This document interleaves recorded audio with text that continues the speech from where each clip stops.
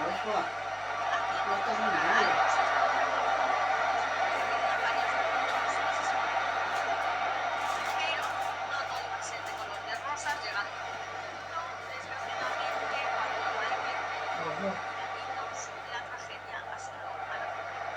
En este caso, ojo. Brian, el padre, salió un día a trabajar como cualquier otro y mientras estaba en el trabajo sufrió una hemorragia cerebral, así que de urgencia tuvo que ser hospitalizado.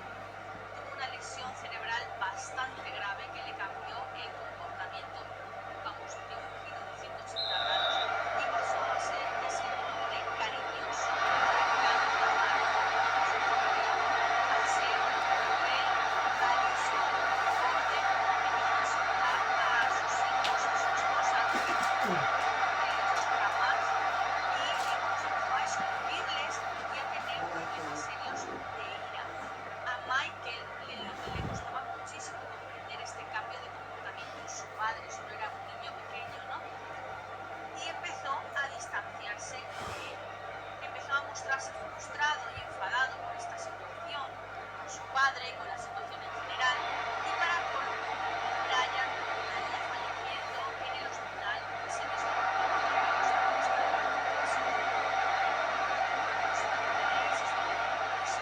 Para Michael, había perdido a su padre, a su modelo a seguir, a su mejor amigo con 11 años. Michael se encontró completamente perdido, frustrado, enfadado. Estaba también en una edad muy difícil, la primera etapa de la adolescencia, y le convenció pues, que ser un padre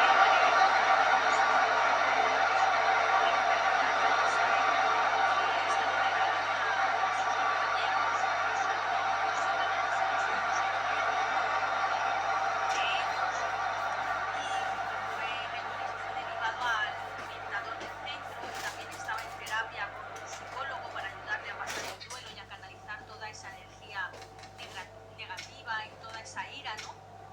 Pero finalmente la escuela tomó la decisión de expulsarlo y fue derivado a una unidad especial de alumnos, que era un centro de alumnos con problemas de aprendizaje, desarrollo social, adaptación y demás, alumnos con necesidades educativas especiales.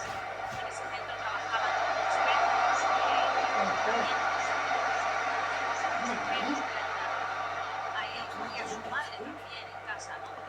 Y hay que recordar, por cierto, el papelón que tenía la madre en esta situación, que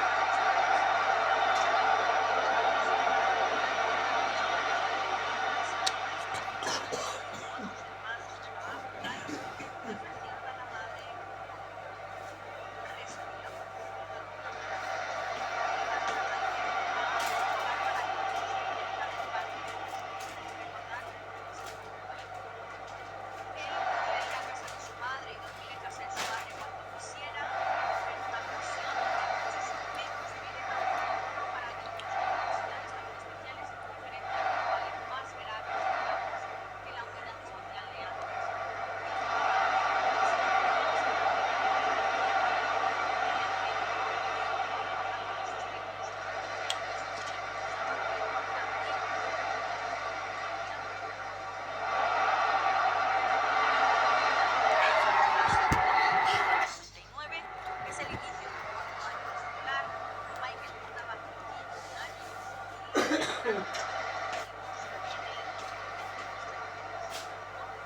dos chicos que fueron, al igual que él antes,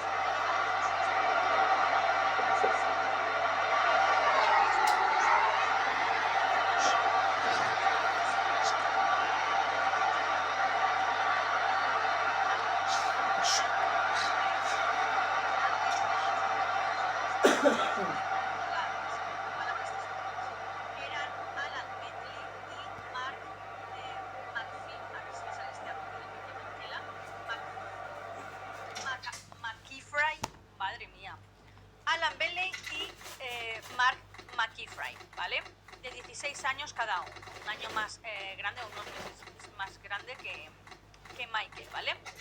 Y ambos habían sido expulsados al mismo tiempo por darle una paliza a un compañero suyo de instituto. Tanto Alan como Mark no estaban respondiendo bien al programa en este nuevo centro y no eran capaces de corregir su comportamiento violento. Es decir, en este centro seguían siendo unos bullies también, unos matones, pero esta vez pues eso, con chavales del centro. En un principio, Michael, aunque estaba en la misma unidad del centro que Mark y que Alan, mantuvo las distancias con ellos y empezó a verse con una chica de su edad, a tontear con ella, reduciendo su y para la mala suerte de Michael resulta que esta chavala era la exnovia de Alan Bentley. Y parece ser que ella lo dejó poco antes porque evidentemente para poder salir. Michael ya no está de Alan, ya se había dejado a Michael y que ya se había dejado con Alan y empezó a salir con otro. ¿Qué pasa? Que Alan se enteró de esto, se puso extremadamente de venganza contra Michael, pero además delante de un montón de gente, delante de los servicios del centro, ¿no? Varios educadores y alumnos del centro afirmaron que en varias ocasiones le escucharon decir palabras como voy a matarlo, voy a golpear su cabeza, pero Alan no actuó enseguida, no le dijo nada, promovido por la furia ni nada, sino que aguardó pacientemente unas semanas y durante ese tiempo iba alimentando a su amigo Mark con esa animadversión que tenía hacia Michael, ¿vale? Entonces los dos ya llegó un punto en que se retroalimentaban el uno al otro. Además, esto a su vez coincidió también con una nueva incorporación dentro del centro, otro nuevo chico de 15 años entró en el centro, se llamaba Graham Neary y había sido expulsado por robar en su instituto. No era un chico violento, simplemente pues eso, que le gustaba, tenía las manos largas y había robado varias cosas de sus compañeros y por eso le expulsaron, pero en ningún momento había sido violento, ¿no? Pero curiosamente, este Graham Neary se hizo muy amigo de Alan y de Mark.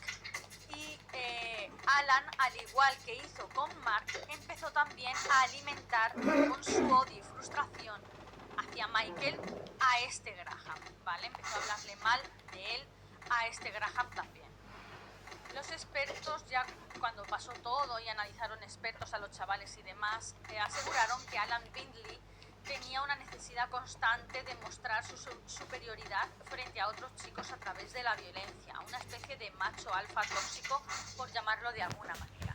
Y con todo este cóctel molotov nos trasladamos al 12 de noviembre de 1999, que era el cumpleaños de Alan Bentley, y decidió organizar una quedada en su casa de un amigo suyo, Mark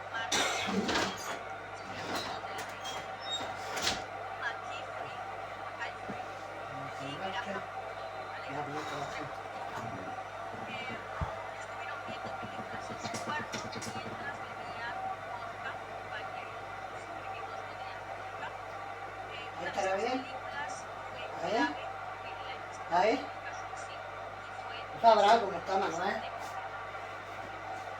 Reservoir Dogs es la ópera prima del director Quentin Tarantino. Es una película interpretada por Henry Cavill y Roth.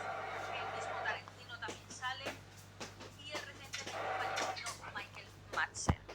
Precisamente voy a describir la famosa escena del personaje de Michael Madsen que interpretaba al señor Rubio. La película trata sobre un grupo de atracadores que fracasan en el golpe a una joyería y el plan era, tras el robo, reunirse en un garaje, ¿no? Y en su huida han secuestrado a un policía que lo llevan en el maletero del coche y en un momento dado Michael Madsen, el señor Rubio, ata a este policía en una silla en dicho garaje para divertirse un rato con él, pone la radio y mientras suena la canción Stop y te viene el juicio, es una canción así medio country y tal, el señor Rubio, marcándose un macabro baile al son de la música, lanza a este policía con una navaja. Y el momento cumbre de toda esta escena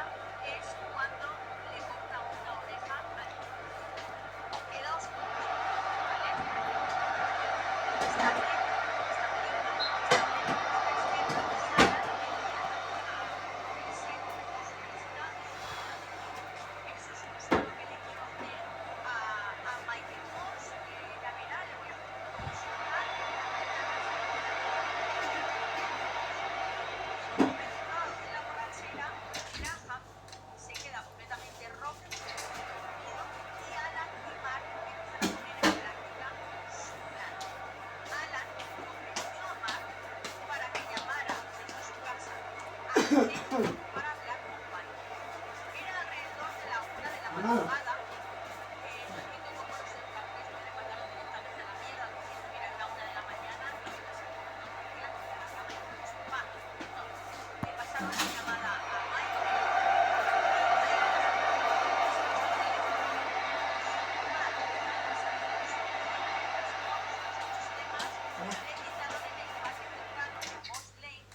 para enseñarle una moto nueva que se había comprado. Todo esto era completamente falso, ¿vale? Michael dio el anzuelo y, bueno, pues recordad que los chavales no necesitaban permiso para salir de ese centro porque no era una cárcel, pero sí que es verdad que tenían que notificar a los cuidadores y demás a dónde iban y así lo hizo. El personal del centro sabía que Michael se iba a reunir con Mark y con Alan. Bueno, el mismo personal del centro, en un momento dado, antes de salir, le aconsejaron que ya era muy tarde, que no saliera, que no se juntara con los amigos del verano, que estuvieran de cierta manera y tal, que no le cogieron y tal, pero él pues pasó de ellos tristemente y él solo pensaba en esa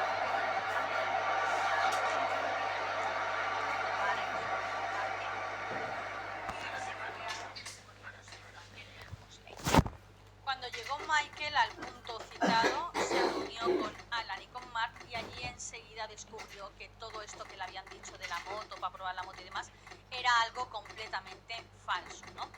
Alan enseguida le empezó a recriminar el hecho de que estuviera saliendo con su chica y de repente le dio un cabezazo en la cara y entre Mark y Alan empezaron a pelear entre ellos. La mayor parte de las patadas las recibió en la cabeza y en sus testículos. En un punto dado empezaron a desnudarlo para degradarlo y humillarlo mientras seguían pateando. Posteriormente al caso, los expertos catalogan que hay elementos pseudosexuales en el hecho de que lo desnudaran y le arreglaran la encomienda con la intención de degradar su hombría o su masculinidad, ¿no? Por el hecho de estar saliendo con la ex de Alan. No se sabe si Michael falleció en esa primera paliza, pero en un momento dado, Alan y Mark se detuvieron, volvieron a casa de Alan para despertar a Graham y a fardar de todo lo que habían hecho delante de él. Cogieron cuchillos de la cocina de Alan y los tres regresaron al lugar de la agresión y continuaron agrediendo a Michael. Se sabe que Michael falleció a causa de una rotura de cuello, seguramente causada por las patadas o los saltos sobre su cabeza, porque también saltaron sobre su cabeza, pero esto no los detuvo. Alan, mientras cantaba la canción Stuck in the Middle with You, al igual que en la película de Reservoir Dogs, le cortó una oreja a Michael con el cristal de una botella rota. Luego decidieron jugar al 3 en raya en la espalda de Michael con los cuchillos, haciendo cruces y círculos, como el juego del 3 en raya, ¿vale? También cortaron y rajaron sus genitales, le rajaron también el rostro, hasta dejarle prácticamente irreconocible. Alan le apuñaló varias veces con el cristal roto, se cree que hasta un total de 49 veces. Y lo más fuerte, y ahora aviso, le cortaron la cabeza y empezaron a jugar a fútbol con ella. Jugaron a tirar penaltis contra una portería que había allí. No se ponía de portero y los otros tiraban penaltis con la cabeza de Michael Moss. No estoy bromeando, ¿vale? Alrededor de las 3:30 de la noche se recibió una llamada al teléfono de emergencias al 911,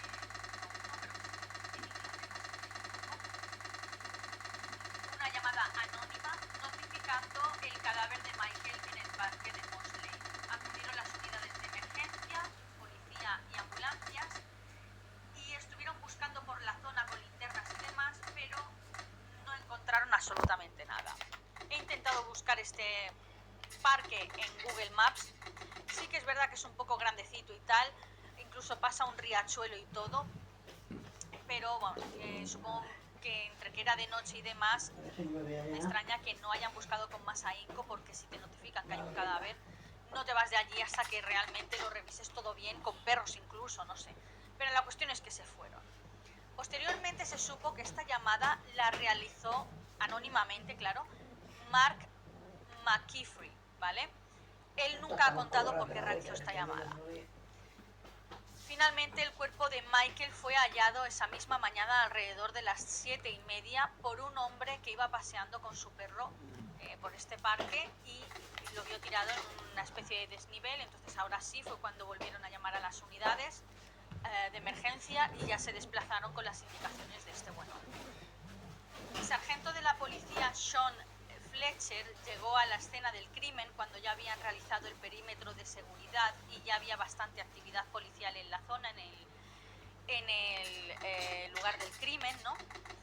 Y en el documental para el programa Teenage Killers, The Death of Michael Moss, menciona que en sus 27 años en el cuerpo y en la unidad criminal regional, en la vida ha visto absolutamente nada ni remotamente parecido a lo que se encontró en la escena del crimen de Michael Moss. Michael tenía más de 100 heridas en todo el cuerpo, la inmensa mayoría estaban en la parte superior a sus hombros, o sea, de hombros para arriba, en su cabeza, sobre todo en el cuello. Para que os hagáis una idea, su cuerpo estaba tan sumamente dañado que necesitaron 5 sesiones de autopsia para terminar todo el trabajo. En la vida he oído nada ni absolutamente parecido. Nunca, con ningún cuerpo. 5 sesiones de autopsia, con un montón de horas en cada autopsia. ¿Vale? Tardaron 6 semanas en entregarle el cuerpo a su madre para que pudiera celebrar su entierro, vaya. Los policías empezaron a ir casa por casa, muy cerca del área cercana, vaya, al parque de Moss Lane. Y esto, pues, lógicamente incluía el centro de menores al que acudían los chiquillos, ¿no? Claro, era por la mañana. Michael aún no había regresado, pero tampoco estaban seguros de si era él, porque estaba en unas condiciones tan sumamente lamentables que era muy difícil determinar con certeza que se trataba del cuerpo de Michael o no. De todas maneras, en el centro le entregaron al detective una fotografía de Michael y con los policías con la cabeza de Michael delante y el cuerpo delante de Michael, mirando la fotografía, mirando al cuerpo, mirando la fotografía, mirando al cuerpo, no podían determinar si era él o no era él. Finalmente, uno de los educadores del centro accedió para ir a identificar el cuerpo y dio una identificación positiva por la envergadura del cuerpo, más o menos, y por la ropa, porque encontraron la ropa en la escena del crimen. Recordad que lo desnudaron. Entonces recordó la ropa que llevaba la noche anterior y así, pues, la envergadura del cuerpo, tal, el peinado que llevaba y todo eso, dijo, sí parece ser que sea Michael Moss. Así que esa misma mañana, pues, acudieron a casa de Liz Moss, la madre de Michael. Resulta que bueno, pues esa misma mañana, unas horas antes, Liz estaba haciendo las tareas de su hogar y tenía la radio puesta y lógicamente los noticiarios del día empezaron con la noticia de que habían hallado un hombre muerto en el parque de Moss Lane, ¿no? Entonces cuando llegó la policía a tocar a su puerta, ya se olió lo que viene siendo la tostada y la pobre pues se derrumbó allí, empezó a gritar que no, que no, que no, que no, que no, que no. Y bueno, fue un dramón absoluto, vaya. En el centro empezaron a contar las amenazas que Alan Bentley había estado profiriendo contra Michael y también el hecho de que nunca me saldrá este apellido, McKeefery, lo llamara la noche anterior con la intención de quedar con él. Y claro, en el centro sabían de sobra que allí donde estaba Mark también estaba Alan, así que los policías sumaron 1 más 1 y básicamente ya tenían a los principales sospechosos. La policía se enteró de la animadversión de Alan Bentley por lo de que Michael estuviera saliendo con su exnovia, pero de repente en otra comisaría de Liverpool, la madre de Graham Neary se presentó con su hijo en esta comisaría para entregarlo. Por lo visto, Graham, en un momento de culpa y arrepentimiento, le confesó todo el crimen a su madre y esta pues actuó como Dios manda y se presentó en la comisaría con su hijo para que prestara declaración. Graham declaró ante la policía narrando todo y enseguida acudieron a detener a Alan Bentley y a Mark McKeefery. Los trasladaron a comisarías diferentes para que prestaran declaración y mientras estaban bajo custodia se realizaron los registros en sus respectivos hogares, en las casas, ¿no? En la casa de Alan Bentley descubrieron un dibujo macabro realizado por Alan.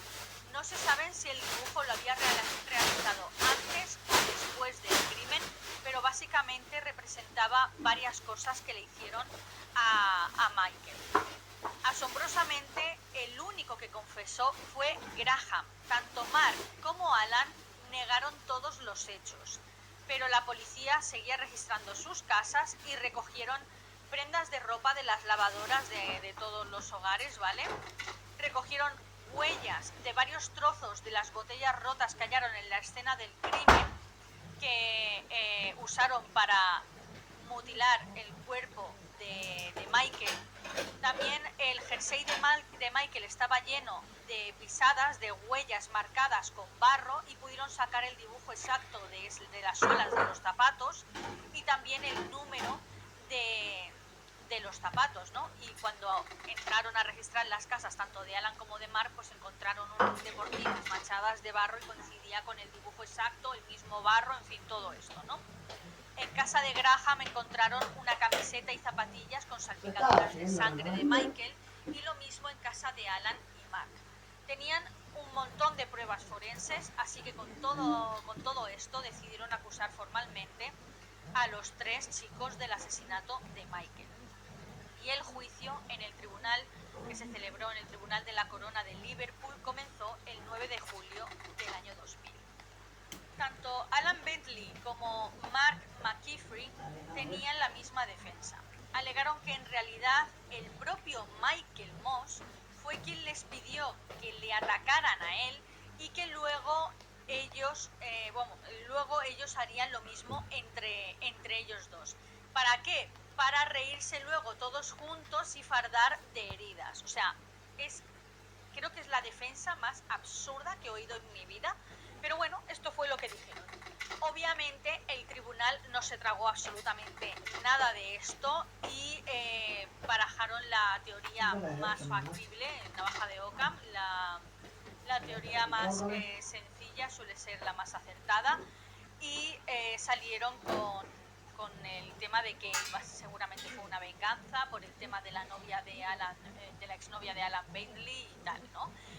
Y bueno, pues el 26 de julio, tanto Alan Bentley como Mark McKeefery fueron declarados culpables por unanimidad y por otra parte